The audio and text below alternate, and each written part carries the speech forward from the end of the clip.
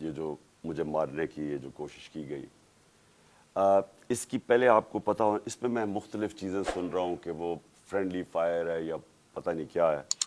तो मैं चाहता हूँ कि डॉक्टर फैसल आपको स्क्रीन पे पहले बता दें कि ये चोटें 4 गोलियां मुझे लगी हैं, किधर लगी, उसके बाद फिर मैं बाकी आपसे बात करूंगा। डॉक्टर फैसल। अस्सलाम वालेकुम जी। मैं अगले चंद लम्हात में आपको एक्सरे और उनके जो कुछ इमेजेस हैं उनके ज़रिए, सीटी स्कैन के इमेजेस के ज़रिए बताने की कोशिश करूंगा कि जो खान साहब को चोटें आई हैं उनकी क्या नौइयत है और वो एक्सरे और स्कैन में किस तरह से नजर आ रहे हैं। आपको सबसे पहले तो आपकी तवज्जो इस तरह दिलाता हूँ जिसकी यहाँ लिखा है राइट थाई। ये एक्सरेज हैं दो, और ये दोनों जो हैं ये दाईं टांग के हैं। टांग का जो ऊपर वाला हिस्सा होता है ये साइड से है, जिसको लेटरल व्यू बोलते हैं, और ये सामने से है। आप देख सकते हैं कि यहाँ 2, 1 और 2, और ये वही 2 आपको 1 और 2 सामने से नजर आ रहे हैं टुकड़े या गोलियां जो हैं। ये अगर हम फिर टांग के निचले हिस्से पे चलें तो आपको 2 अलावा उसके टुकड़े और गोलियां नजर आ रही हैं, एक ये और एक ये दूसरी वाली। और आप नोट करेंगे कि ये जो दूसरा है इसने टिबिया को, ये जो हड्डी है टांग की निचली जो, इसको टिबिया बोलते हैं, इसके ऊपर इसने यहाँ से डैमेज किया। और जब आप साइड व्यू देखें तो वाज़ेह तौर पे नज़र आता है कि जहाँ उसने फ्रैक्चर कॉज किया है, यानी हड्डी का टुकड़ा उखेड़ा है उससे। फिर ये जो है ये बाईं साइड है, लेफ्ट थाई की एक्सरेज हैं। यहाँ भी आप नोट करेंगे कि ये छोटे छोटे कुछ टुकड़े हैं जो एक, बल्कि जो पेटाला, ये जो छोटी हड्डी होती है सामने घुटने के, उसके भी साथ है। ये निस्बतन छोटे थे और इन्होंने शुक्र है बाईं साइड के ऊपर कोई फ्रैक्चर कॉज नहीं किया। अच्छा, उसके अलावा जो हम आपको दिखाना चाहते हैं वो ये कि ये फिर से दाईं टांग नज़र आ रही है, और ये जो बुलेट है या जो इसका फ्रैगमेंट है उसके साथ ये फ्रैक्चर हुआ वाज़ेह तौर के ऊपर नज़र आ रहा है, ये दाईं साइड। अच्छा, इसी तरह मैं जो बहुत अहम बात है आपको दिखाना चाहता हूँ वो ये कि इस स्कैन के अंदर ये जो आपको ये दाईं टांग है और ये जो लकीर नज़र आ रही है ये यूँ चलती हुई, ये वाली, ये दाईं साइड की मेन जो आर्टरी होती है, शरियान है ये, और उसके आप देख सकते हैं कि इधर और उसके बिल्कुल करीब दूसरी तरफ जो बुलेट के फ्रैगमेंट्स हैं वो नज़र आ रहे हैं। इससे वाज़ेह होता है कि ये जो हमारी मेन आर्टरी गुजर रही होती है, शरियान गुजर रही होती है, उसके कितने करीब ये टुकड़े मौजूद हैं। एक्सप्लेन तो करें ना। इसका ये जो बड़ी शरियान होती है टांग की, जाहिर है उसने पूरी टांग को ब्लड सप्लाई करनी होती है, उसके ज़रिए बहुत सारा खून जाता है, और खुदा न खास्ता अगर इस शरियान को कोई इंजरी हो या ये कट जाए तो फिर बहुत तेज़ी से ब्लीडिंग होती है। और आपको मैंने दिखाया बड़ा वाज़ेह तौर पर साफ नज़र आ रहा है कि ये उस शरियान, उस आर्टरी के कितना करीब ये टुकड़े मौजूद थे। इनको निकाल दिया गया सर्जरी के ज़रिए दाईं तरफ से, और 4 फ्रैगमेंट या टुकड़े जो हैं इधर से निकाले जा चुके हैं, और वो जिसे कहते हैं हमारे पास मौजूद हैं। और बाईं तरफ से कोई हमें टुकड़ा निकालने की ज़रूरत इसलिए नहीं पड़ी कि वो किसी मेजर स्ट्रक्चर को टच नहीं कर रहे थे या ख़तरा नहीं डाल रहे थे, ये पोटेंशली ख़तरा नहीं डाल रहे थे। तो ये जो 4 फ्रैगमेंट हैं उनकी तस्वीर भी आपको दिखाई हैं, स्कैन्स भी, और उनकी जो नौइयत है और उनका ख़तरे की नौइयत है वो भी आपके सामने मैंने रखी। बहुत शुक्रिया जी। शुक्रिया। कौन सा कैंप मैंने बात कर इसमें जी? अच्छा जी, इसके ऊपर तो मैं बाद में आता हूँ कि ये जो अटैक किया गया इसकी मैं तफसील आपको बाद में बताता हूँ, क्योंकि मुझे एक दिन जाने से पहले पता चल गया था कि या इन्होंने वजीराबाद और या गुजरात में प्लान किया हुआ था मुझे मारने का, और तो वो इसकी मैं तफसील आपको बाद में बताऊंगा। इससे पहले मैं सिर्फ अपनी कौम के सामने इवेंट्स रखना चाहता हूं जो पिछले 6 महीने में हुए हैं। ये जरूर आपको समझना है कि इस कौम से हुआ क्या है। मार्च 6 या 7 को मुरासलात है।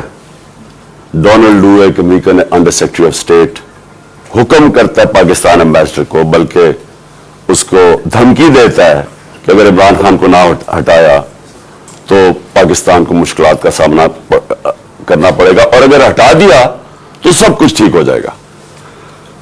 और अगले दिन और नो कॉन्फिडेंस मोशन, अदम एतमाद की तहरीक जमा करवाई जाती है असेंबली में, और देखते देखते सारे हमारे लोग, एक मंडी लगती है सिंध हाउस में और लोग बैठना शुरू हो जाते हैं। ये याद रखें कि गवर्नमेंट कभी हारती नहीं है नो कॉन्फिडेंस। वो क्यों नहीं हारती? क्योंकि गवर्नमेंट के पास गवर्नमेंट के वसाइल होते हैं, हमारे पास गवर्नमेंट का पैसा होता है। हम चाहते तो मंडी लगी हुई थी ना, वो 20 करोड़ 25 करोड़ ऑफर कर रहे थे, हम ज्यादा पैसे दे देते। गवर्नमेंट का पैसा था जो पहले होता रहा है, और ये जो पैसा इन्होंने इस्तेमाल किया ये भी चोरी का पैसा था। ये कोई डिक्लेयर्ड पैसा तो नहीं था, ब्लैक का पैसा था, या इन्होंने सिंध गवर्नमेंट का पैसा खर्च किया तो इन्होंने खरीद लिए लोग। हमने प्रिंसिपल फैसला किया कि हम इस ऑक्शन के अंदर हिस्सा नहीं लेंगे, क्योंकि अगर हम गवर्नमेंट का पैसा इस्तेमाल करते हैं तो हम लोगों का पैसा, अवाम का पैसा चोरी करते हैं, जो अवाम की उनका हक है। गवर्नमेंट गिर जाती है। सारे समझते हैं कि जनाब अब तहरीक इंसाफ की कब्र खुद गई है, इमरान खान हमेशा इटली गया और मिठाई बटेगी। लेकिन पाकिस्तानी कौम वो करती है जो उसने कभी पहले किया ही नहीं। तो 10 तारीख को, और मैं आपको खुद कह रहा हूं 10 अप्रैल को, मैं खुद ही हैरान कि जो शाम को सीन्स देखे, जो लोग सड़कों के ऊपर आए, जिस तरह लोग निकले, मैं बुशरा बेगम के साथ बैठा था तो हम खुद हैरान रह गए कि हुआ क्या है। हुआ ये कि यहां 90 की दिहाई में 2 हुकूमतें करप्शन में निकाली गई। जब वो करप्शन में जाती थी और एस्टेब्लिशमेंट निकालती थी, लोग मिठाइयां बांटते थे। फिर जनरल मुशर्रफ आ गया, 2 दफा करप्शन में गवर्नमेंट्स को नाद के वो खुद उसने मार्शल लॉ लगा दिया, लोगों ने मिठाइयां बांटी, लोग उनकी करप्शन से तंग थे, उन 2 जमातों की। उसके बाद जनरल मुशर्रफ ने उनको एनआरओ दे दिया, वो वापस आ गए। फैसला जनरल मुशर्रफ ने किया एनआरओ देने का, जब उसके पास राइट ही नहीं था कि अवाम का पैसा, करप्शन का मतलब होता है अवाम का पैसा चोरी होना, तो अवाम का पैसा चोरी होगा, जनरल मुशर्रफ माफ कर देता है उनको, वो आ जाते हैं और 10 साल 4 गुना पाकिस्तान का कर्जा बढ़ता है। करप्शन केसेस उन्हीं दौर में इनके बनते हैं। ये जो अब एनआरओ ले रहे हैं 2, ये 95% करप्शन केसेस उस 10 साल के बने हुए थे। 4 गुना पाकिस्तान में कर्जा बढ़ जाता है। मुझे लोग वोट देते हैं इसलिए कि लोग इनसे तंग थे। और उसके बाद वही एस्टैब्लिशमेंट फैसला करती है कि अब चेंज की वक्त आ गया और वो इनको वापस ले आती है, और यही कॉन्स्पिरेसी होती है बाहर, एक बैरूनी कॉन्स्पिरेसी अंदर, और यह फैसला हो जाता है। कहते हैं जी हम न्यूट्रल हो गए हैं। न्यूट्रल का कोई भी मतलब ले लें, मतलब तो यह है कि उन्होंने पता था कि साजिश हो रही है, रास्ता नहीं रोका, ये आ जाते हैं। अब होता क्या है, एस्टैब्लिशमेंट को इस मुल्क में आदत पड़ गई थी कि जिधर वो लोगों को धकेलेंगे लोग उधर चले जाएंगे। जब वो चेंजेस लेके आते हैं मिठाइयां बढ़ती हैं। एस्टैब्लिशमेंट को आदत थी। उनको एक धचका पड़ा कि इस बारी पाकिस्तानी कौम ने फैसला किया कि नहीं, ये जो 30 साल से मुल्क को चोरी कर रहे हैं, हम इनके साथ नहीं जाना चाहते, और इसलिए वो पब्लिक सड़कों पे आ गई। मैंने अवाम से मैं उठा हुआ हूं। मैंने तो कोई मेरी किसी मिलिट्री एस्टैब्लिशमेंट के अंदर मेरी पार्टी तो नहीं बनी थी, जिस तरह नवाज शरीफ बना था या जिस तरह जुल्फिकार अली भुट्टो बना था। मैं तो 22 साल स्ट्रगल करके अवाम से ऊपर आया था, तो मैंने तो अवाम में वापस जाना था। और अवाम ने जिस तरह मैं क्या कहूं, मेरी पजीराई की, जिस तरह उन्होंने मेरी हौसला अफजाई की, मैं तो खुद ही उस पर भी हैरान रह गया। गर्मी की इंतहा, यानी इस बारी अप्रैल और मई दुनिया में कहते हैं कि पाकिस्तान सबसे गर्म मुल्क था, इतनी गर्मी थी, और एक से एक बड़ा जलसा, पब्लिक ने आना शुरू हो गया। हमने लॉन्ग मार्च अनाउंस की 25 मई को। जब हमने लॉन्ग मार्च अनाउंस की तो इन्होंने 3 लॉन्ग मार्चेस हमारे खिलाफ की। हमने समझा कि आईन और कानून हमें इजाजत देता है, हमने इनको कहीं रोका नहीं था, हमने इनको इजाजत दे दी, तो ये भी हमें आने देंगे। इन्होंने जो तशद्दुद किया, जो लोगों के घरों में 2-2 दिन पहले रातों के 3 बजे जाके इन्होंने जिस तरह का तशद्दुद किया, ना चादर ना चार दीवारी, लोगों को उठा उठा के लोगों को जेलों में डाला। किस वजह से? उसके बाद उन्होंने जब वो पुरअमन एहतजाज हुआ वहां इस्लामाबाद में, उनके ऊपर शेलिंग, फैमिलीज निकली हुई हैं, उनके ऊपर उन्होंने शेलिंग की। और हम हैरान कि क्या इनके लिए जायज है लॉन्ग मार्च और हमारे लिए नहीं है? ऊपर से पहले आप बैरूनी साजिश के तहत आए, फिर सारे चोरों को ऊपर बैठा दें, हम एहतजाज करें तो हमें भेड़ बकरियों की तरह डंडे मारे। तो उसके बाद इन्होंने समझा कि पार्टी बिल्कुल ही खत्म हो जाएगी, मम्मी डैडी पार्टी है, यहां तो औरतें बच्चे आते हैं, तो इन्होंने समझा कि खत्म हो जाएगी। और ये समझे नहीं पाकिस्तानी कौम को, क्योंकि बंद कमरों में जब फैसले होते हैं आपको नहीं पता कि ग्राउंड के ऊपर क्या हो रहा होता है। जो इंफॉर्मेशन ये लेते हैं, अगर इनकी इंफॉर्मेशन ये करेक्ट होती तो इस मुल्क में इतने ज्यादा हादसे ना हुए होते। इंफॉर्मेशन किधर से आती है, ग्राउंड का सिचुएशन नहीं पता।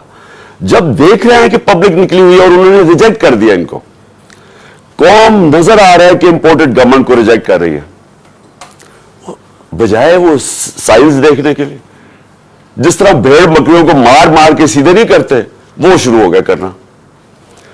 बाय इलेक्शन आया 17 जुलाई को। 17 जुलाई के बाय इलेक्शन में सारी गवर्नमेंट की मशीनरी इस्तेमाल हुई। इलेक्शन कमीशन ने हर किस्म की धांधली की इनके लिए। ईवीएम मशीन उसने इसलिए नहीं आने दी क्योंकि इन दोनों पार्टीज ने जाली वोट्स रजिस्टर करवाई हुई है हर हल्के में। नहीं तो कॉमन सेंस है कि सारी टेक्नोलॉजी का इस्तेमाल करें। जो 2015 के अंदर जो जुडिशियल कमीशन बैठी थी धांधली पे, उसमें एक चीज वाज़ेह होगी कि अगर आप ईवीएम मशीन ले आए तो 90% धांधली खत्म हो जाती है।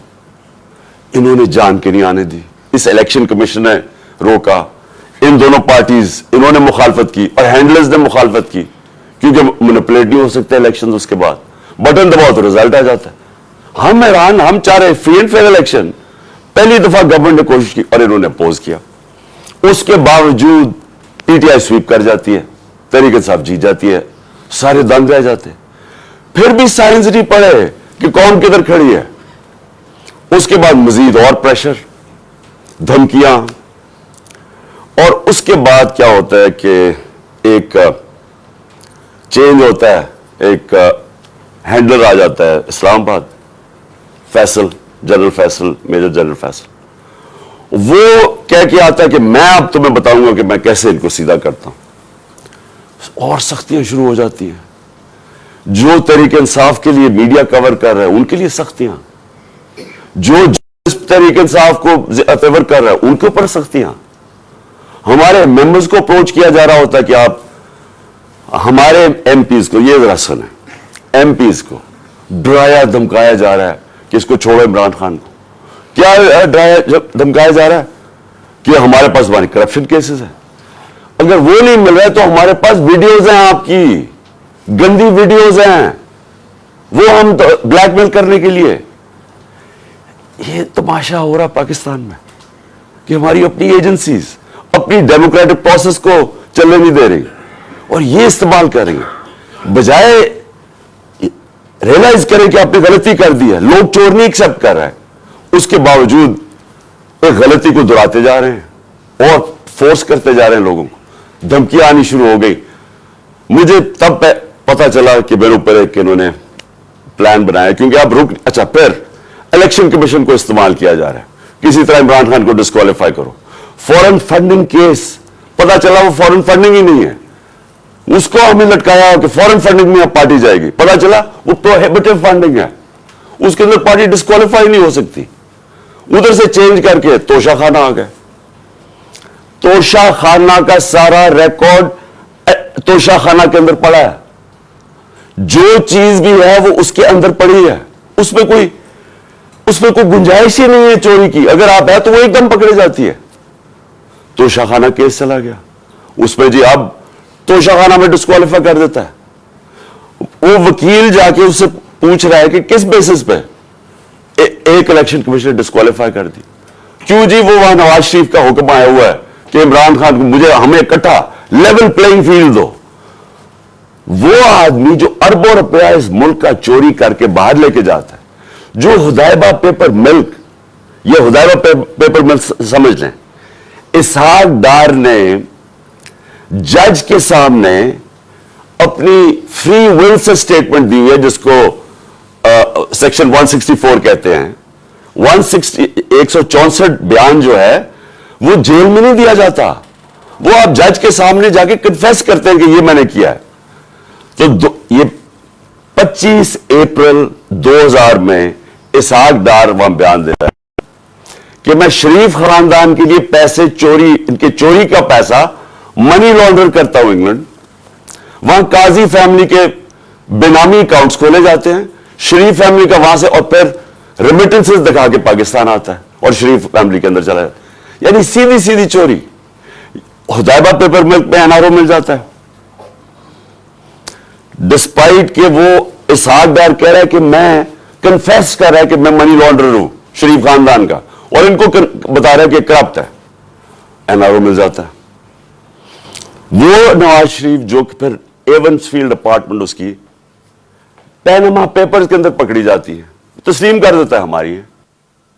अब पैसा किधर से आया वो बता नहीं सकते, कभी कतरी खाता आ जाता है, फिर एक कोई फेक डीड आ जाती है, ट्रस्ट डीड, वो क्लेबरी फॉन्ट वाली, झूठ पे झूठ बोले जा रहे हैं। आज तक एक डॉक्यूमेंट नहीं बताई कि लंदन के सबसे महंगे इलाके में 4 अपार्टमेंट्स आपकी, जो आप तस्लीम कर रहे हैं हमारी हैं, और कह रहे हैं कि जनाब इमरान खान को और मुझे एक ही तरह लेवल प्लेइंग फील्ड दो। इमरान खान ने अपने लंदन का फ्लैट 34-35 साल पहले लिया, क्रिकेट खेलता था इंटरनेशनल। अदालत ने जब मांगा सारा रिकॉर्ड दिया। रिकॉर्ड का मतलब कि एक 40-40 साल के कॉन्ट्रैक्ट्स दिखाए गए, किधर से पैसा आया, कैसे फ्लैट खरीदा, बेचा कितने का, मनी ट्रेल पाकिस्तान बैंकों के थ्रू पैसा आया। और मुझे उससे कंपेयर कर रहा है जो अरबों रुपए की प्रॉपर्टीज बाहर रखी हुई हैं, बेटों की प्रॉपर्टी बाहर है, वो बेटा अलहदा, वो जो हसन शरीफ बता ही नहीं सकता कि 9-10 अरब के घर किधर से आया, और वो कह रहा है कि लेवल प्लेइंग फील्ड। तो लेवल प्लेइंग फील्ड क्या है कि इलेक्शन कमीशन अब मुझे डिस्क्वालीफाई करे, और वो डिस्क्वालीफाई करे तोशाखाना केस। अब को 8 दफा इलेक्शन ने हमारे पीटीआई के खिलाफ फैसला दिया, 8 दफा हम अदालत में गए हैं, और 8 दफा अदालत ने ओवरटर्न किया इलेक्शन कमीशन का फैसला। अब हम फिर अदालत में जाएंगे, और मैं आपको यकीन दिलाता हूं कि इसको इतनी शर्मिंदगी होगी, और इसमें शर्म नहीं है इस इलेक्शन कमीशन में, क्योंकि ये नून लीग के घर, नवाज शरीफ के घर का नौकर है, और भी हैंडल होता है पीछे से। ये बिल्कुल ये इसके ऊपर मैं फिर केस करूंगा, हर्जाना करूंगा इसके ऊपर, क्योंकि इसके मेरे पर गलत इल्जाम लगाया। और फिर एफआईए केसेस कर रही है। एक पॉलिटिकल पार्टी जिसने लीगल फंड रेजिंग की है पाकिस्तान में, वो तहरीक इंसाफ है। 40,000 का हमारा डेटाबेस है, किसी पार्टी के पास है ही नहीं, इनके पास कोई डेटाबेस ही नहीं है। अच्छा, वो इनसे पूछ ही नहीं रहा कि किधर से आपने पैसे इकट्ठे किए। जिस पार्टी ने पैसे इकट्ठे किए उनसे पूछ रहा है। अच्छा, वो जवाब भी दे रहे हैं। अब वो क्या कर रहे हैं कि जिन्होंने 10-10 साल पहले पैसे दिए थे पीटीआई को, उनको एफआईए कांटेक्ट करके उनको हरास कर रही है, ताकि पीटीआई के जो डोनर्स हैं वो भाग जाए पीटीआई से, कि पैसा ना इकट्ठा कर सके पीटीआई। वो पार्टी जो पब्लिक से पैसा, जो सारी दुनिया में होता है, उस पार्टी को बंद करने की कोशिश कर रहे हैं। वो जो 2 पार्टीज बता ही नहीं सकती कि पैसा किधर से इकट्ठा करते हैं, और इसका वर्ड है क्रोनी कैपिटलिज्म। ये पहले बिजनेसमैन के साथ बिजनेस करते हैं, और फिर उनसे फिर उनको पैसे, उनको मौका देते हैं पैसे बनाने का, फिर उनके साथ या प्रॉफिट शेयरिंग करते हैं, और फिर उन्हीं से डोनेशन ले लेते हैं। इनके पास तो डोनर बेसिक कोई नहीं है। हम क्यों फैसले कर सकते हैं पब्लिक के लिए? हम क्यों बड़े बड़े माफियाज के खिलाफ खड़े हुए, जिस तरह शुगर माफिया? क्योंकि हमारे पास पब्लिक का डोनर बेस है, हम पब्लिक से पैसे इकट्ठे करते हैं, इसलिए हम पब्लिक के इंटरेस्ट के लिए खड़े हो सकते हैं। ये है छोटी सी एलीट इंटरेस्ट प्रोटेक्ट करने के लिए माफियाज के साथ आई। तो एफआईए हमारा नुकसान पहुंचा रही है हमें, कि हमारे केसेस, ताकि हमारे डोनर्स भाग जाए। उसके अलावा इन्होंने सहाफियों से क्या किया? जब से ये आए Faisal, general Faisal, major general, जो सहाफियों से किया इन्होंने, ये पाकिस्तान, मुशर्रफ के मार्शल लॉ मुझे याद है, मुझे उसने जेल में डाला, लेकिन मुशर्रफ का मार्शल लॉ लिबरल था।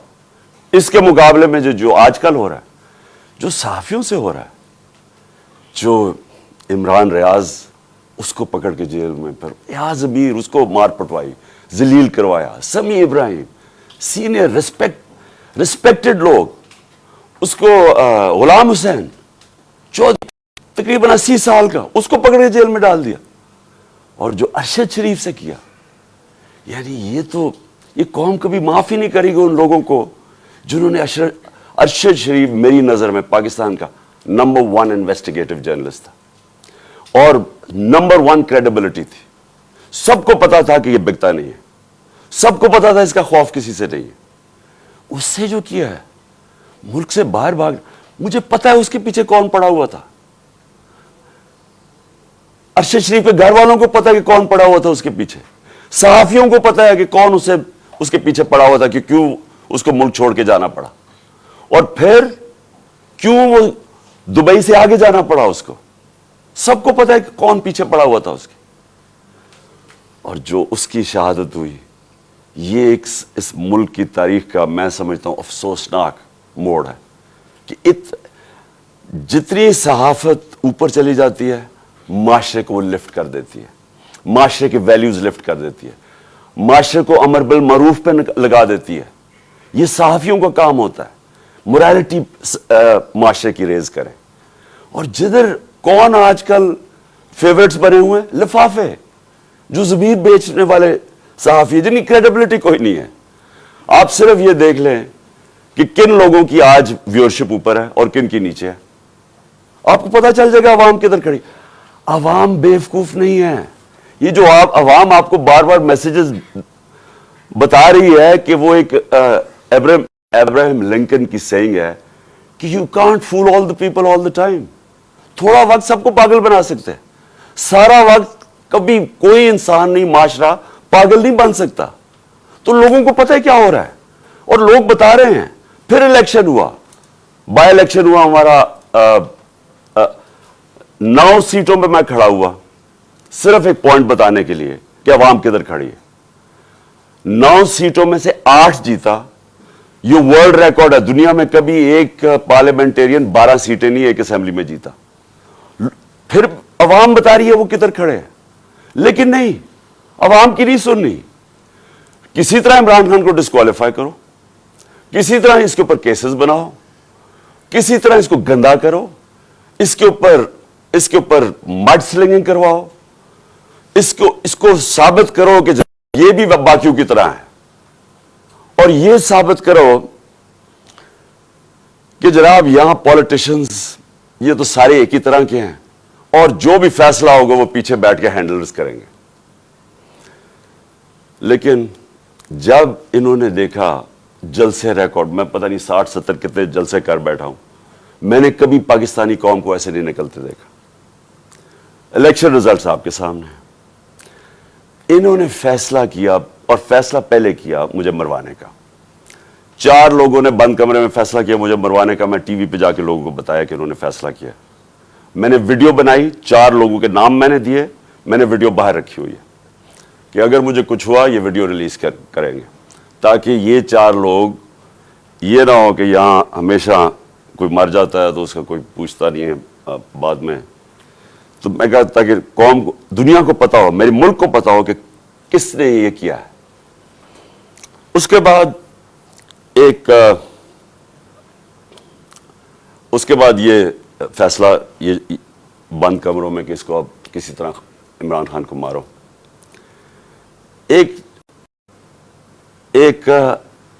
अच्छा, और मुझे खबरें किधर से आती है, अब मैं ये भी आपको बता दूं कि मुझे कैसे पता चलता है। एक तो मैं गवर्नमेंट में 3.5 साल रहा, मेरी रिलेशनशिप्स हैं, इदारों के अंदर लोगों को मैं जानता हूं, एजेंसीज के अंदर लोगों को मैं जानता हूं। वैसे जो इदारों के अंदर, सारे इदारों के अंदर जो बाहरी अक्सरियत है वो सब मुतनफर है जो हो रहा है पाकिस्तान के साथ, जो इन्होंने 6 महीने में किया मुल्क के साथ, जो महंगाई के अंदर लोगों के हालात हैं, माइशत नीचे जा रही है, इंडस्ट्री नीचे जा रही है, एक्सपोर्ट्स नीचे जा रही है, टैक्स कलेक्शन नीचे जा रहा है, रेमिटेंसेस नीचे जा रही है। जो किसान है, जो रिकॉर्ड हमारी 17 साल में ग्रोथ रेट थी एग्रीकल्चर में, ज़राअत में 4.5%, वो आज नीचे चले गए। तो लोग इनसे तंग हैं और लोग मुझे बताते हैं कि ये क्या साजिशें चल रही हैं। तो दूसरी इन्होंने साजिश क्या की, इन्होंने, और इसके ऊपर अब मैं आने लगा हूं, ये जो हुआ, ये जो मुझे ये गोलियां लगी, ये साजिश क्या थी। इन्होंने फैसला किया कि एक ऐसा सलमान तासीर टाइप कत्ल करो इमरान खान को। इसके ऊपर पहले इसे कहो कि जनाब ये इसने मजहब की तौहीन की है या तौहीन रसालत की है। उसके ऊपर कोई इन्होंने टेप्स टूप्स बनाई, उन्होंने वो रिलीज भी की, वो लोग चलाए और वो नून लीग के लोग उसको प्रोजेक्ट करना शुरू हो गए। पता था मुझे कि कौन इसको प्रोजेक्ट कर रहा है।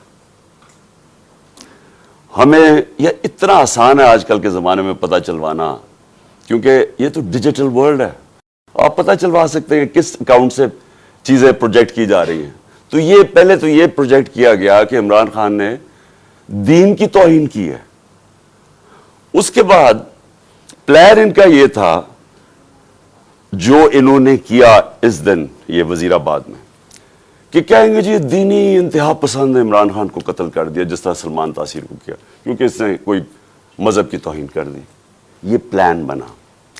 मैंने ये प्लान जलसे के अंदर 24 सितंबर को अवाम के सामने रखा, और मैं ये चाहता हूं कि ये बिल्कुल इसी स्क्रिप्ट के ऊपर हुआ जो कि वजीराबाद में हुआ। तो ये पहले जरा मैं चाहता हूं आप सारे ये जरा एक दफा देखें कि ये हुआ क्या था, ये मैंने क्या कहा था 24 सितंबर को। और दूसरी कोशिश कर रहे हैं, पहले से इनका प्लान बना हुआ, मैं आप सबको पहले भी बता चुका हूं। 4 लोगों ने बंद कमरे में फैसला किया मुझे मरवाने का, और वो लोग अभी भी उस साजिश पर लगे हुए हैं। उन्होंने दोनों मरियम जो झूठ बोलने की पीएचडी दोनों के पास है, इनको और जावेद लतीफ को, इन्होंने इनसे प्रेस कॉन्फ्रेंस करवाई, और प्रेस कॉन्फ्रेंस करवाई ऐसी कि इमरान खान खुदा न खास्ता उसने मजहब की तौहीन की है।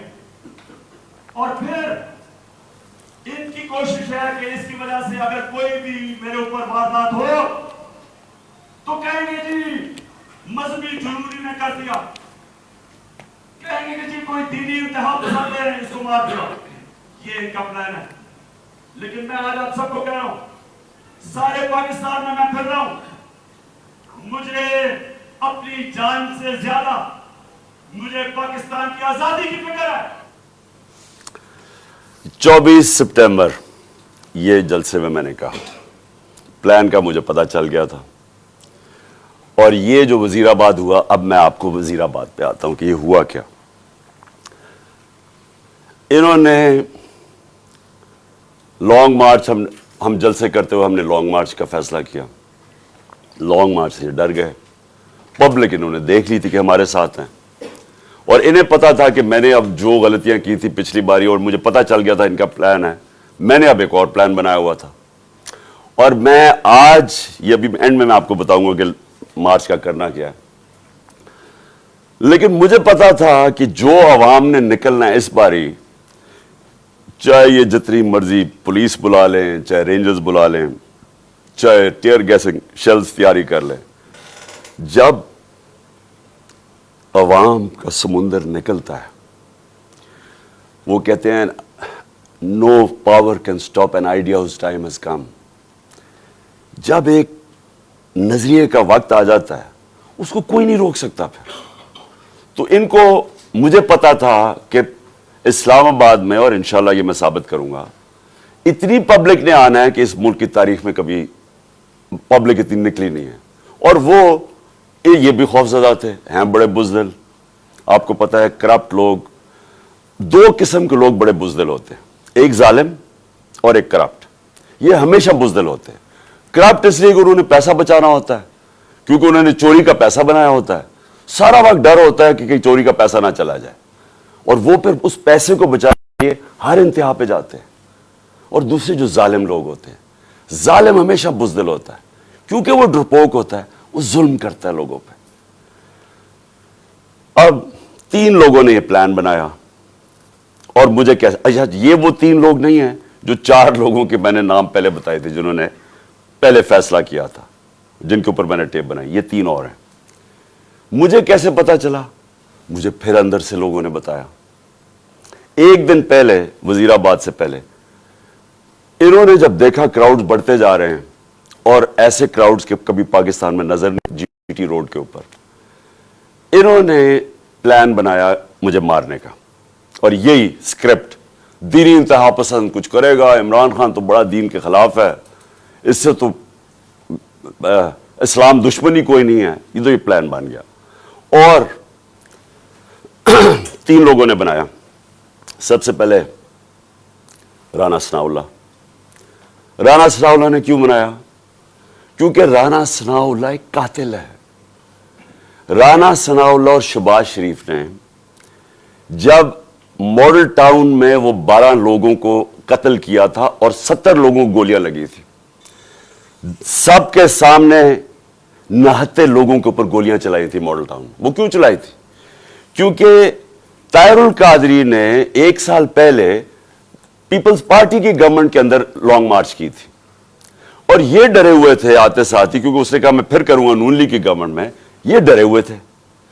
इन्होंने वो जो जुल्म किया वहां मॉडल टाउन में, ये दोनों शहबाज शरीफ और राना सनाउल्लाह, और ये क्या कहना चाहते थे?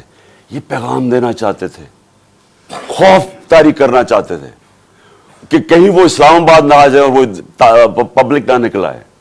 तो इन्होंने वहां लोगों को कत्ल किया। ये राना सनाउल्लाह, इसने याद रखे लॉन्ग मार्च से बचने के लिए लोग कत्ल करवाए थे मॉडल टाउन के। इसी राना सनाउल्लाह के ऊपर आबिद शेर अली, इनके मिनिस्टर के बाप ने, का 18 कत्ल किए इसने। कब्जे ग्रुप और हर किस्म की, ये 2 नंबर काम करता है फैसलाबाद में, सब फैसलाबाद जानता है इसको। तो इनके, इसके लिए कोई जान, इंसानी जान की अहमियत नहीं है। इनके लिए सिर्फ अपने मकसद और पैसा और चोरी। दूसरी तरफ शहबाज शरीफ, शहबाज शरीफ के ऊपर ह्यूमन राइट्स वॉच की रिपोर्ट है, या एमनेस्टी इंटरनेशनल की रिपोर्ट है। 1990 यानी 1997 में जब चीफ मिनिस्टर था, और 99 तक जब चीफ मिनिस्टर आया, इसने कोई 900 कत्ल करवाए थे पुलिस मुकाबले में। आबिद बॉक्सर ने टीवी के आप ऊपर आके स्टेटमेंट दी थी कि ये कैसे लोगों को मरवाता था पुलिस मुकाबले में। यही शहबाज शरीफ, जब इसका FIA में 16 अरब जो केस था और 8 अरब का उसमें नैब में, तो जो 16 अरब के केस थे, जो नौकरों के, मुलाजमों के नाम में रमजान शुगर मिल के इन्होंने पैसा लिया और फिर अपने खानदान में बांटा, इन्होंने 5 मुलाजमों को, वो मरे हार्ट अटैक से, 2 आते साथ ही 2 महीने में 5 गवाह मरे। और जो छठा डॉक्टर रिजवान था, जो इन्वेस्टिगेट कर रहा था इनकी FIA की, जिसने इन्वेस्टिगेट किया था ये इनका जो फेक अकाउंट्स और ये जो नौकरों के नाम पे पैसा लिया था, वो भी हार्ट अटैक से मरता है। यहां डॉक्टर बैठे हुए आपको बताएंगे कि एक तरीका होता है इंड्यूस्ड हार्ट अटैक का, पता भी नहीं किसी को चलता क्या हुआ।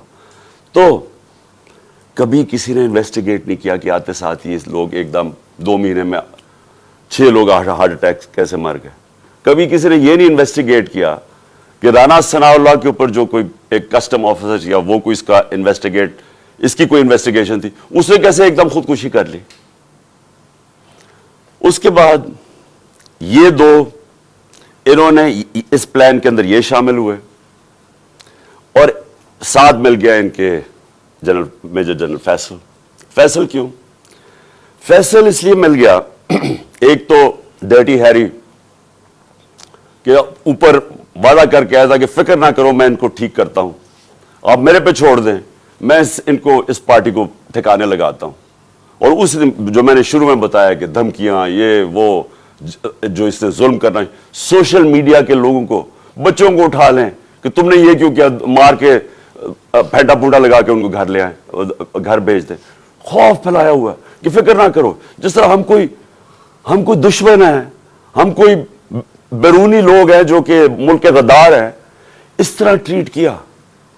तहरीक इंसाफ जो मदद करे ये जनाब फैसल साहब हम करेंगे।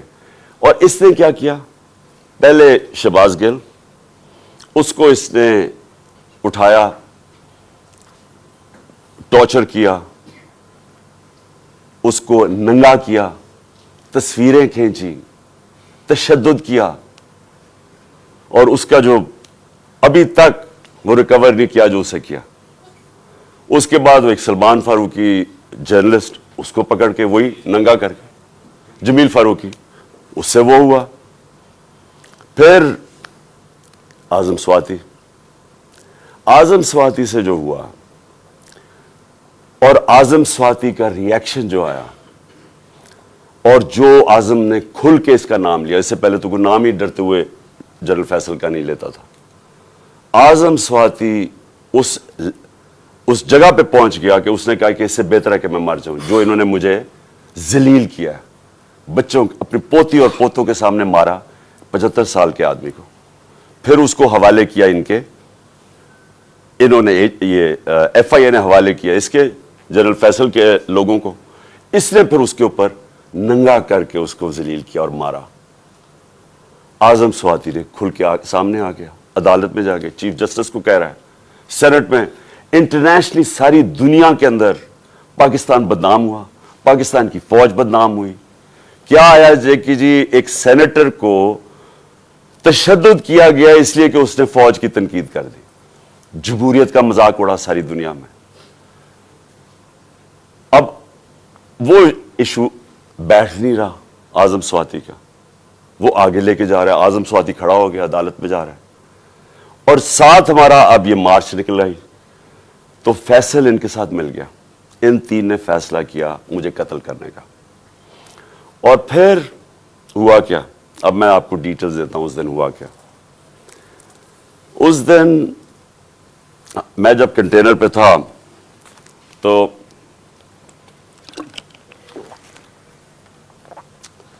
एकदम गोलियों का एक बर्स्ट आता है,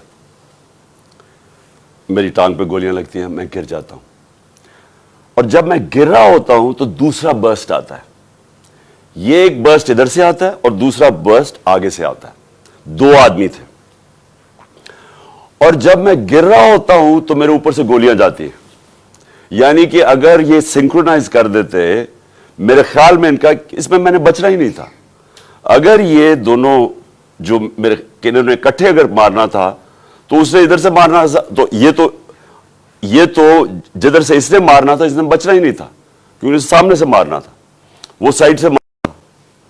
तो जब मैं गिर रहा था तो ऊपर से गोलियां गई, और फिर भी क्योंकि मैं गिर गया था, मेरे ख्याल में उसने सोचा होगा, ऊपर जो बैठा हुआ था उसने सोचा कि अब ये मर गया, और वो वहां से चला गया। अब जो चीज समझने की है वो ये कि एक तो पकड़ा गया जुनूनी, उसको कहा जी ये तो बड़ा कोई दीनी जुनूनी, कोई इंतहा पसंद है। ये इंतहा पसंद नहीं है, इसके पीछे पूरा प्लान था।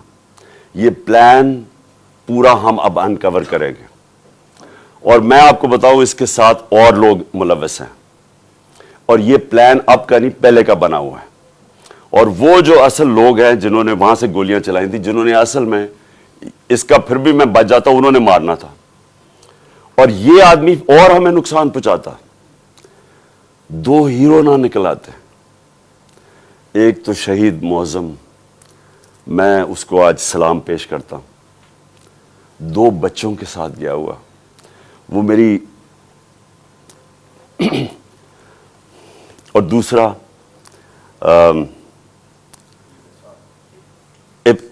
इब्तिसाम, जिस तरह उसने पकड़ा और जिस तरह उसकी अगर दिलेरी ना होती तो इसने बस मारने थे वहां, तो और तबाही कर सकता था। 11 लोगों को गोलियां लगी, और एक हमारा मौजम शहीद हुआ। अब हमने FIR रजिस्टर करने की कोशिश की है। सब डरते हैं क्योंकि कई इदारे ये कानून से ऊपर है।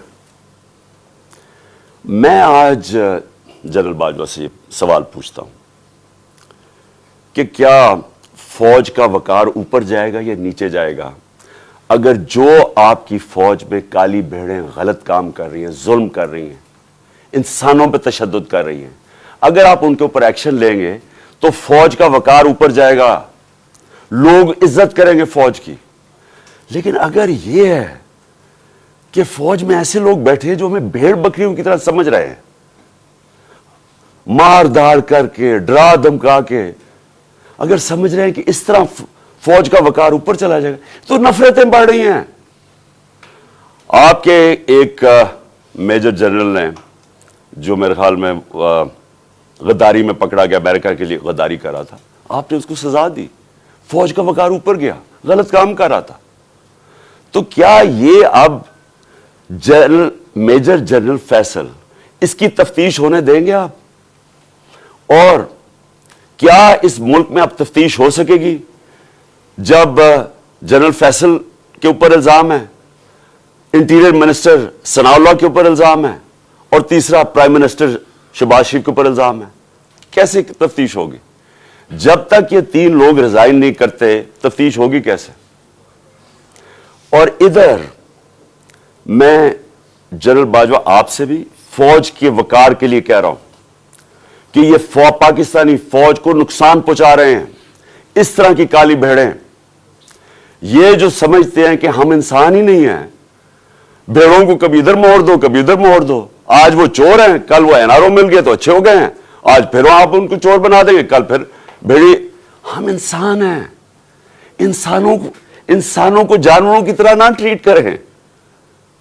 और इंसान किसी वक्त आके खड़ा हो जाता है, और ये कौम खड़ी हो गई है। ये मैं आज आपको बता दूं, दो रास्ते अब इस कौम के सामने, या एक पुरअमन इनकलाब आएगा और या खूनी इनकलाब आएगा, और तीसरा रास्ता नहीं है। क्योंकि मैंने 6 महीने में इस कौम को जागते देखा है, कौम खड़ी हो गई है। ये जो शऊर का जिन है, ये बोतल से निकला है, ये अंदर नहीं जाने लगा। अब फैसला सिर्फ ये कर लें कि हम पुरअमन तरीके से इस मुल्क के अंदर चेंज लेके आएंगे, जो कि बैलेट बॉक्स के जरिए आएगा, साफ और शफाफ इलेक्शन के लिए, या वो जो ईरान में हुआ था होगा, तबाही होगी, जो श्रीलंका में लोग सड़कों पे आ जाएंगे, केओस होगा। ये जमात जिसको इन 3 लोगों ने मुझे कत्ल करने की कोशिश की और अल्लाह ने बचाया, जिस तरह अभी डॉक्टर फैसल ने कहा कि ये जो गोली मेरी ये इधर ऊपर की टांग पे लगी, वो एक गोली मेरी जो वो असल आर्टरी है उसके नीचे से निकल गई और एक उसके पास आके रुक गई। अगर वो रप्चर हो जाती तो 20 मिनट में इंसान मरता है, 20 मिनट में सारा खून निकल जाता है। अगर तो सीधा हॉस्पिटल ना हो, 20 मिनट में मर गया आदमी। तो अल्लाह ने अगर मुझे ये बचाया है, जो मुझे आज जिंदा रखा है, ये सिर्फ अल्लाह का करम है। इन्होंने तो पूरी कोशिश, कोई कसर नहीं छोड़ी थी। इन्होंने तो एक इधर से और उधर से सामने वाले ने मारना था। और फिर सवाल मैं पूछता हूं, सबसे बड़ी पाकिस्तान की पॉलिटिकल पार्टी, उसके सरबराह, जो वाहिद फेडरल पार्टी रह गई है पाकिस्तान में, ये 2 फैमिली पार्टी सुकड़ के छोटी छोटी पार्टीज रह गई हैं। मैं चैलेंज करके जाऊंगा सिंध में, और इंशाल्लाह ये जरदारी माफिया को सिंध में हरा के दिखाऊंगा आपको। सिंध के लोग इससे तंग हैं, उनको सबसे ज्यादा गुलाम उधर बनाया हुआ है, उनको वो सबसे ज्यादा आजादी तलब कर रहे हैं। और ये शरीफ खानदान, मैं चैलेंज करता हूं, ये किधर किसी सीट पे मेरे से मुकाबला करे। नवाज शरीफ आए, कहते हैं ना, उसे आए, इतनी कोशिशें कर रही हैं, NRO सबको दे दिया है, सारे चोरों को, मनी लॉन्ड्रर सारों की ईद हो गई है। वो कहती है Maryam level playing field, challenge करता हूं किसी सीट में पंजाब में मेरे से मुकाबला कर ले, क्योंकि पब्लिक चेंज हो गई है। यहां एक जागी हुई कौम है, इनको भेड़ों की तरह ना ट्रीट करें। और चीफ जस्टिस साहब, मैं आपसे मुखातिब हूं। देखें, यह मुल्क तरक्की नहीं कर सकता जब तक रूल ऑफ लॉ नहीं होगा। मैं सारी दुनिया फिरा हूं, 70 साल मेरी उम्र है। मैंने मगरबी दुनिया अंदर से देखी हुई है।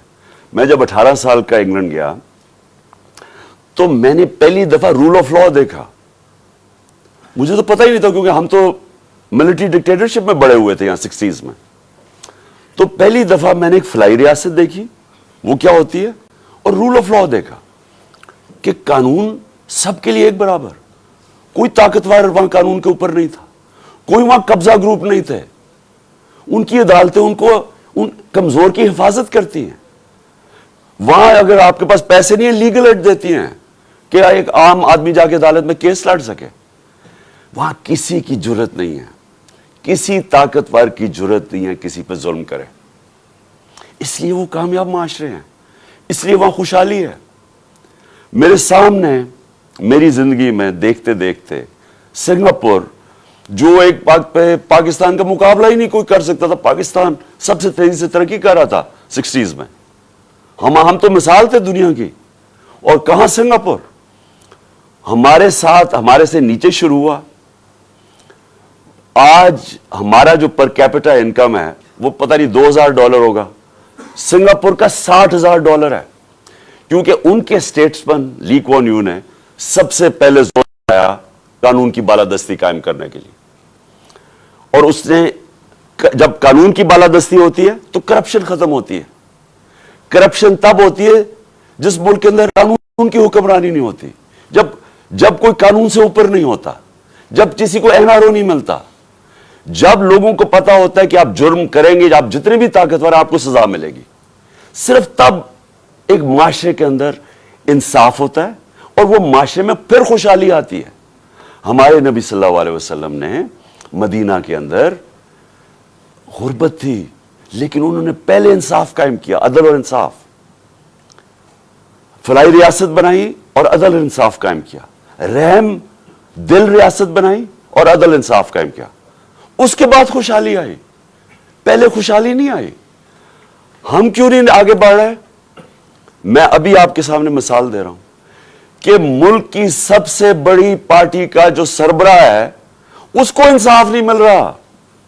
उसको ऐसे जो मेरे से चीफ जस्टिस साहब, जो 6 महीने में मेरे से किया गया है, मैं आपको यकीन दिलाता हूं कि कोई मुल्क अपने दुश्मन से ना करे। मैं वो पाकिस्तानी हूं, इस मुल्क के सारे हाईएस्ट सिविल अवार्ड जीते मैंने। सब जानते हैं क्रिकेट की दुनिया में मैंने पाकिस्तान की इज्जत बढ़ाई, कम नहीं की।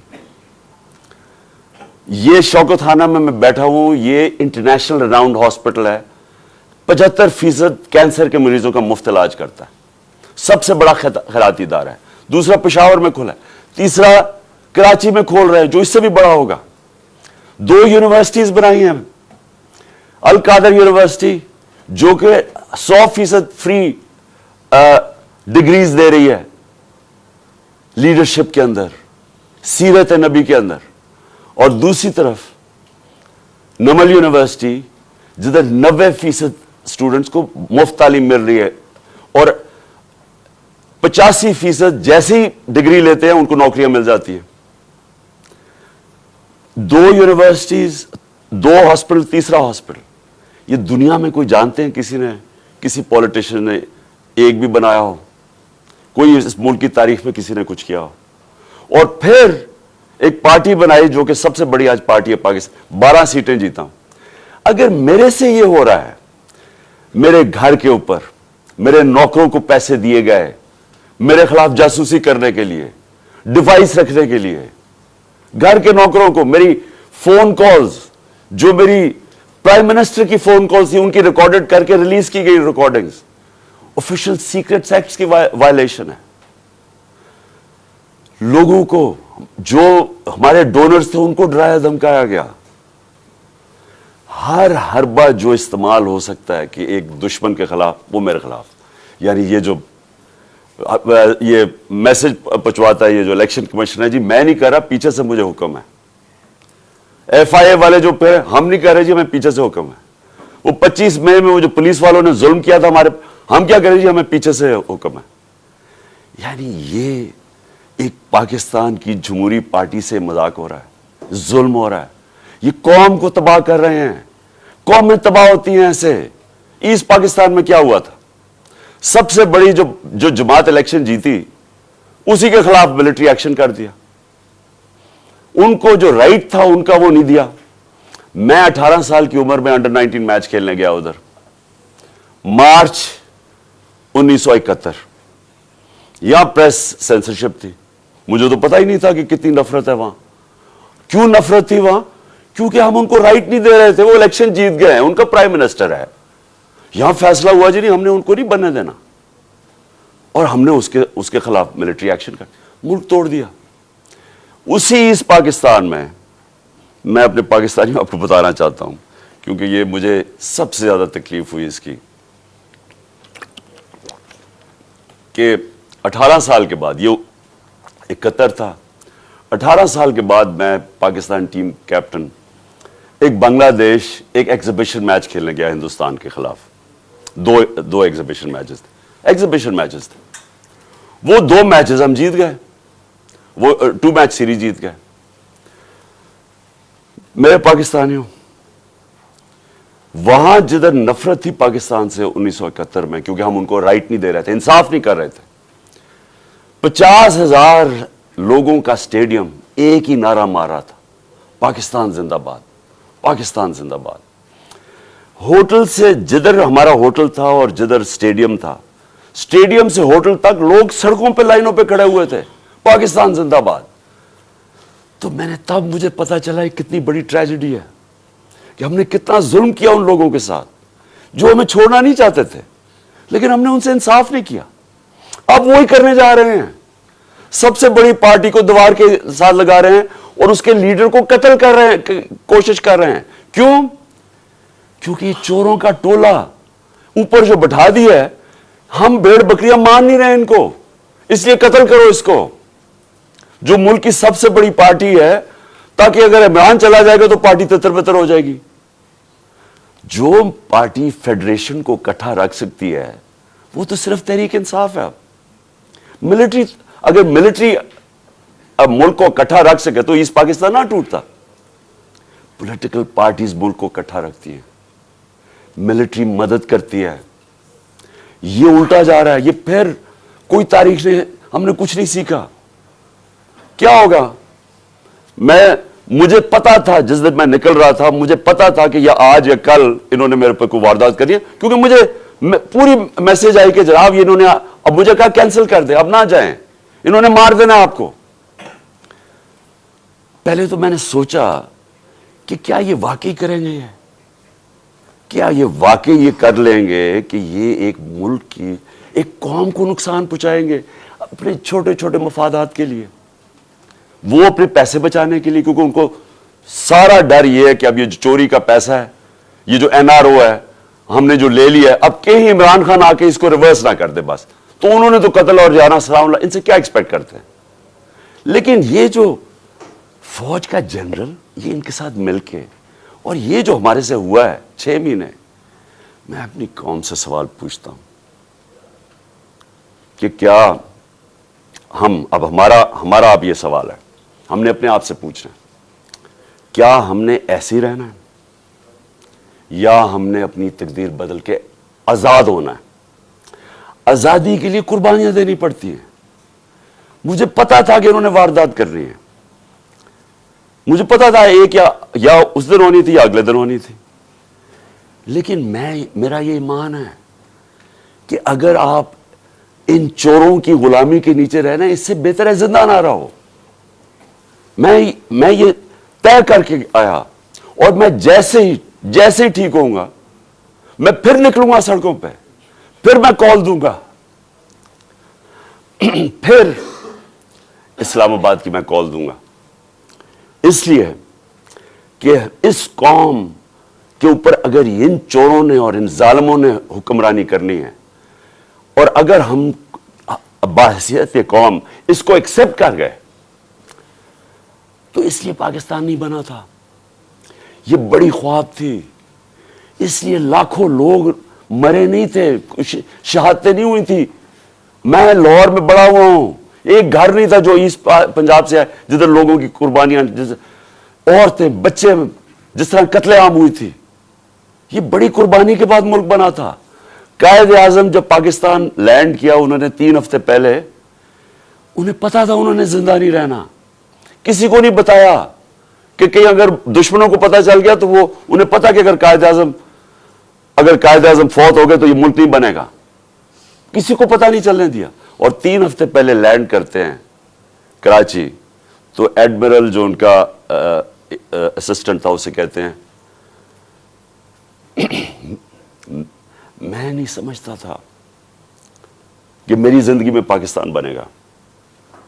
इसलिए नहीं बना पाकिस्तान कि चोरों की हम गुलामी करें, ये जालिमों की जो लोगों पे तशद्दुद करते हैं। आपको पता है आजम स्वाति को जब उसके ऊपर तशद्दुद कर रहे थे, उसे क्या कह रहे थे कि ये इमरान खान को बताओ कि उसको हम इस तरह नंगा करके मारेंगे। ये हमारे लोग हैं, ये इस मुल्क की सिक्योरिटी के लिए हैं, और ये उसको कह रहे हैं उसको कि इमरान खान को पैगाम दो कि उसको इस तरह हम नंगा करके मारेंगे। पिंडी का वो मिस्टर वाई जो मुल्तान का है, मिस्टर वाई बैठा हुआ है, वो हमारे एमपीज को बुला के कह रहा है कि देखो ये पीटीआई की कोई फ्यूचर नहीं है और इमरान खान को तो हमने वो करना है जो आजम स्वाति से किया। यानी ये हमारे लोग हैं। जनरल बाजवा जागे, ये मुल्क तबाही की तरफ जा रहा है। ये अगर आपने इनके ऊपर काली भेड़ों पे एक्शन ना लिया, ये नफरतें बढ़ती जाएंगी, ये कौम टूटने की तरफ जाएगी। इमरान खान को जब अल्लाह ने लेके जाना है, मैं तो तैयार हूं उसके लिए। मुल्क का सोचें, अपनी जात से निकल जाएं बाहर कि जी छोटे छोटे मफादात के लिए, अपनी जात के लिए, ये चोरों ने तो अपने पैसे के लिए, हम अपने मुल्क को कुर्बान कर रहे हैं। जो लोग सड़कों पे हैं, इनकी शक्लें देखें, इनकी आंखें देखें, आपको नजर आएगा कि ये तलाश में है कि वो पाकिस्तान जिधर ये आजादी से रहे, जिधर कोई किसी को इजाजत ना हो कि कमजोर के ऊपर कोई जुल्म करे। थाने कचहरी के अंदर बेचारा गरीब आदमी ठोकरें खाता फिरता है, उसको इंसाफ नहीं मिलता, उसकी जमीनों पे कब्जे हो जाते हैं।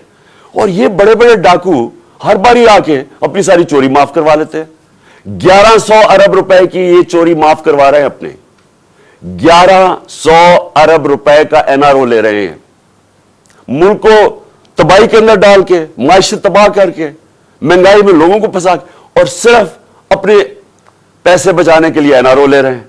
और इनको कोई फिक्र ही नहीं है, मुल्क को जो मर्जी हो, इनके तो पैसे बाहर पड़े हुए हैं।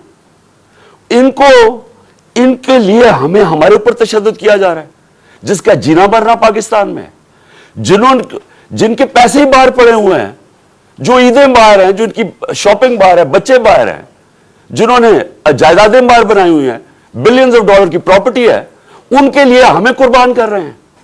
और गद्दार फिर कौन रहा? कौन है पाकिस्तान का गद्दार? मेरे ऊपर गद्दारी का पर्चा कर दिया, शहबाज गिल के ऊपर कस्टोडियल टॉर्चर हुई, ये दुनिया में बैंड है। उसके ऊपर मैंने आवाज उठाई और मैंने कहा कि जिसने रिमांड में भेजा उस आदमी को जिसके ऊपर कस्टोडियल टॉर्चर हो, उसके ऊपर कानूनी कार्रवाई करेंगे। मेरे पे दहशतगर्दी का पर्चा लगा दिया। तो ये पाकिस्तान किधर जा रहा है? हम वो खुद भूले ना, जो कौम अपने नजरिए से हटती है वो मर जाती है।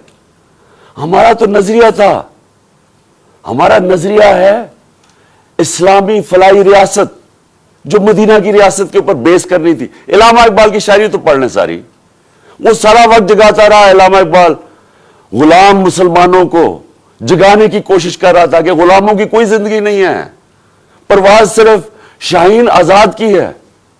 और आजादी तब आती है जब इंसाफ मिलता है। इंसाफ जब तक नहीं मिलता वो कौम आजाद नहीं होती। या इंसाफ ही नहीं है चीफ जस्टिस साहब। या मैं आपको गारंटी करता हूं कि जब तक ये रिजाइन नहीं होंगे तफ्तीश ही नहीं हो सकती। तीनों तो वो मुलव्वस है जिनके नीचे तफ्तीश है। तो चीफ जस्टिस साहब इस मुल्क को बचाएं। आपको आपकी बड़ी जिम्मेदारी है। अल्लाह जितना बड़ा हमें मुकाम देता है उतनी बड़ी हमें जिम्मेदारी डालता है। आखिरत में हमारी जजमेंट होगी कि हम जो अल्लाह ने हमें नेमतें बख्शी हैं उनको हमने कैसे इस्तेमाल किया है, अपनी जिम्मेदारी इंसानियत के लिए पूरी की या नहीं की। अल्लाह आपसे पूछेगा कि ये जो आजम स्वाति जो उसे हुआ है कि कोई सो मोटो एक्शन नहीं लेना था, क्या ये जो शहबाज गिल से हुआ है कोई आपकी जिम्मेदारी नहीं है, कोई रूल ऑफ लॉ नहीं है इस मुल्क में, वो तो आपने इंप्लीमेंट करना है। अगर ताकतवर के लिए एक कानून है, कमजोर के लिए दूसरा है, मुल्क की तो फ्यूचर ही कोई नहीं है। क्योंकि मेरे नबी सल्लल्लाहु अलैहि वसल्लम ने 1500 साल पहले तकरीबन उन्होंने कह दिया था कि वो कौमें जो कमजोरों को, चोरों को जेलों में डालती हैं और ताकतवर डाकुओं को पकड़ती नहीं है, वो तबाह हो जाती है। आज सारी जो डेवलपिंग वर्ल्ड है वो क्यों गरीब है? क्योंकि वहां ताकतवर कानून के ऊपर है। और अगर सिंगापुर ऊपर गया था तो उनके स्टेट्समैन ने ताकतवर को कानून के नीचे ले, उसकी स्टोरी पढ़ लें कि कैसे उसने सिंगापुर को उठाया था। पहले इंसाफ लेके आया, इंसाफ से करप्शन खत्म हुई और उसके बाद खुशहाली आ गई। शेर शाह सूरी सबसे बड़ा माना जाता है कि ये जो बादशाह थे हिंदुस्तान के सबसे बड़ा, क्या किया शेर शाह सूरी, किधर से शुरू हुआ? जो उसको जागीर मिली बिहार में, उसने क्या किया? उसने रूल ऑफ लॉ कायम कर दिया। उसने सारे बड़े बड़े डाकुओं को खत्म कर दिया। उसने वहां इंसाफ कर दिया। सारे ताजर इर्द गिर्द की जागीरों से छोड़ के तो शेरशाह सूरी की जागीर में आ गए, वहां खुशहाली आ गई क्योंकि वहां इंसाफ था। उधर से वो खड़ा हुआ और उधर से उसने जब हिंदुस्तान की संभाली जब हुकूमत, तो उधर उसने इंसाफ कायम किया। इसलिए आज उसने लोगों के जब इंसाफ आया खुशहाली आ गई। यहां हम रेंगते रहेंगे अमेरिकनों के, कभी इधर हाथ जोड़ रहे हैं कि जी हमें इधर से पैसा मिल जाए, कभी वो चीनियों के पास जा रहे हैं पैसा मिल जाए, और हाँ कभी हम जी हम मांगना तो नहीं चाहते लेकिन हम मजबूर हैं, हम बड़े मजबूर हैं। तो 30 साल तो आप दोनों फैमिलीज हुकूमत करती रही हैं, तो किसने मजबूर किया इतना? कौन इस मुल्क को? या जब से ये दो खानदान आए हैं हिंदुस्तान भी आगे निकल गया, बांग्लादेश हमारे से आगे निकल गया। जब बांग्लादेश बना था तो लोगों ने यहां कहा जी बोझ है हमारे ऊपर बांग्लादेश में, गुर्बत बहुत ज्यादा है, वो आगे निकल गया हमारे से। जब से ये दो खानदान आए हैं तो कहता जी हम मजबूर हैं, हम तो मांगने नहीं आए लेकिन हम मजबूर हैं। आखिर में मैं अपने सारे पाकिस्तानियों को जो पैगाम देना वो ये कि देखें, आपने सब ने, मैंने फैसला किया फिर से कि जैसे ही मैं यहां से ठीक होऊंगा मैं सीधा सड़क पे, और मैंने इस्लामाबाद की कॉल दे दी। आप सबसे मैं सिर्फ ये कहता हूं कि अपने बच्चों, अपने मुस्तकबिल के लिए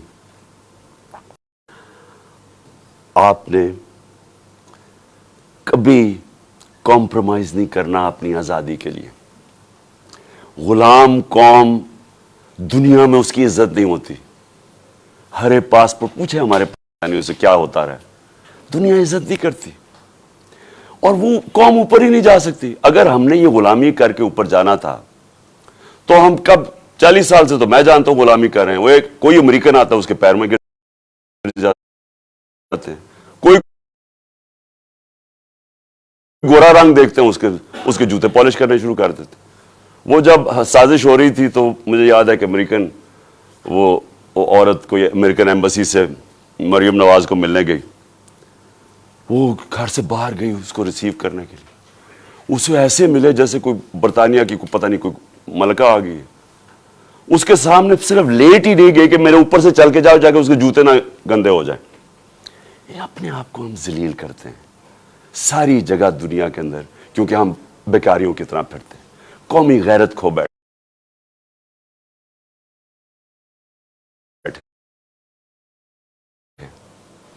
और क्यों नहीं हम आगे बढ़ सकते? क्योंकि इंसाफ नहीं है।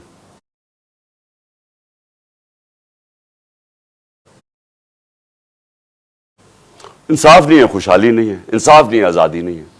तो मेरे पाकिस्तानियों, आपने सब ने जब तक ये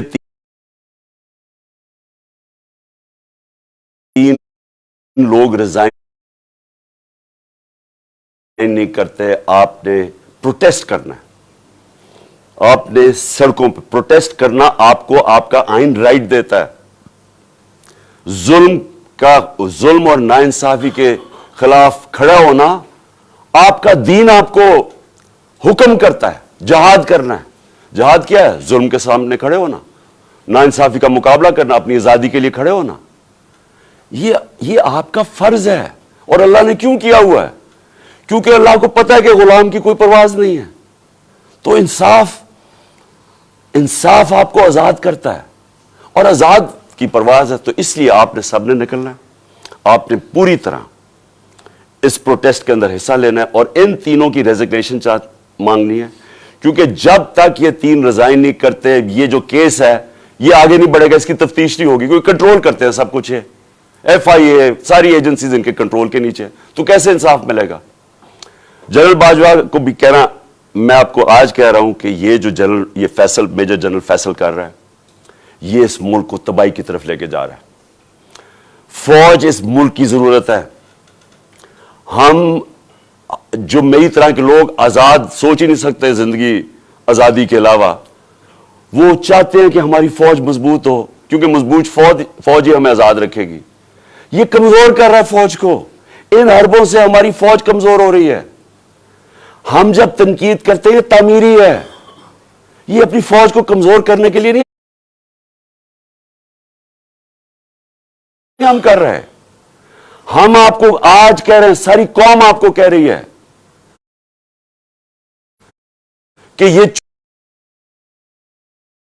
चोरों के साथ हमने नहीं चलना। कौम आपको बार बार कह रही है। ना ये करें कि हमें डंडे मार मार के ये फैसला कि जी नहीं आपने भेड़ बकरियों की तरह इनके साथ चलना है, नहीं चलना इन्होंने, और इंतशार की तरफ जा रहा है कौम। सो मेहरबानी करें, इसको रिजाइन करवाएं, इसके ऊपर पूरी तफ्तीश करें किसने किस किस्म का जुल्म किया। आजम स्वाति के ऊपर जो हुआ है, जो शबाज गिल के ऊपर हुआ है, जो जमीर फारूकी के ऊपर हुआ है, नंगा करके कौन सी कौम इजाजत देती? कभी सुना है अमेरिका के अंदर, अमेरिका के अंदर, यूरोप में किसी आजाद कौम में सुना है कि इस तरह आजादी राय के ऊपर किसी को नंगा करके मारें और फिर धमकियां दें आगे से कि ये बता दो कि इमरान खान से भी यही होगा? यानी ये हमारी एक है, इनका ये काम है कि मुल्क को ही कमजोर करो। तो प्रोटेस्ट होगा जब तक ये तीन रिजाइन नहीं करेंगे। जैसे मैं ठीक होऊंगा, मैं सड़क पे फिर आ रहा हूं और मैं इस्लामाबाद कॉल दूंगा, आप तैयार रहें। इंशाअल्लाह अल्लाह ने मुझे बड़ा बचाया है, मुझे एक नई जिंदगी दी है और मेरे में अज़म दे दिया है कि मैं अपनी कौम की आजादी के लिए पूरी तरह लड़ूं। पाकिस्तान जिंदाबाद।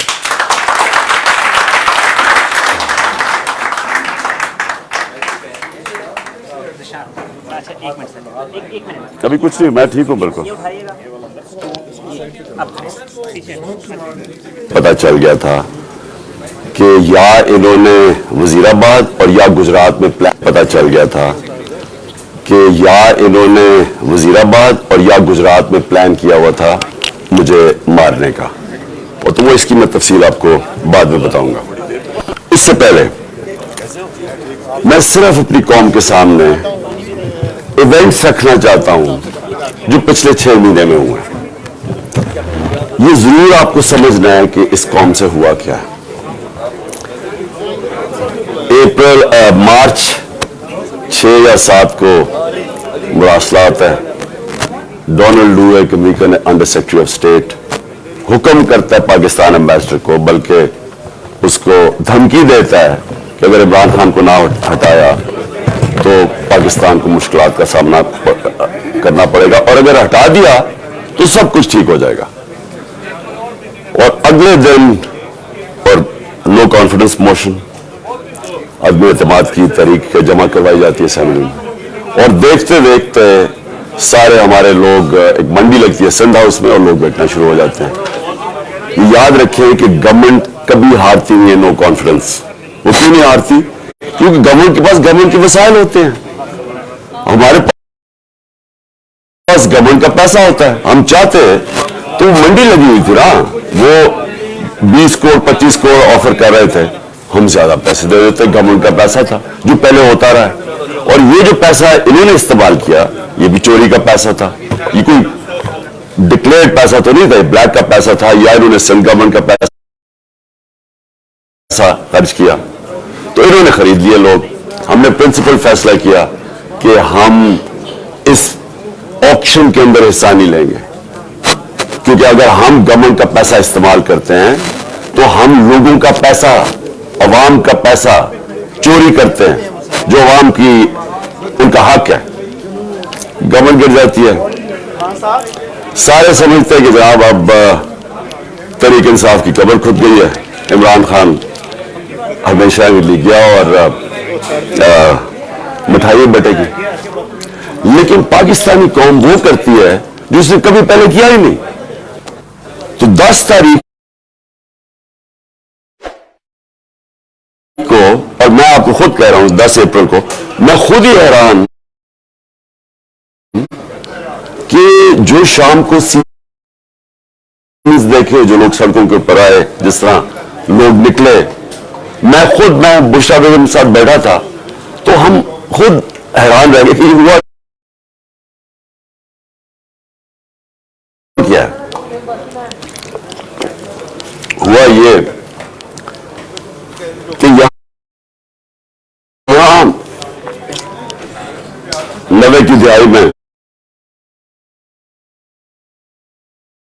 2 हुकूमतें करप्शन में निकाली गई। जब वो करप्शन में जाती थी और एस्टेब्लिशमेंट निकालती थी, लोग मिठाई बांटते थे। फिर जनरल मुशर्रफ आ गया, 2 दफा करप्शन में गवर्नमेंट्स को ना कि वो खुद उसने मार्शल लॉ लगा दिया, लोगों ने मिठाइयां बांटी, लोग उनकी करप्शन से तंग थे, उन 2 जमातों की। उसके बाद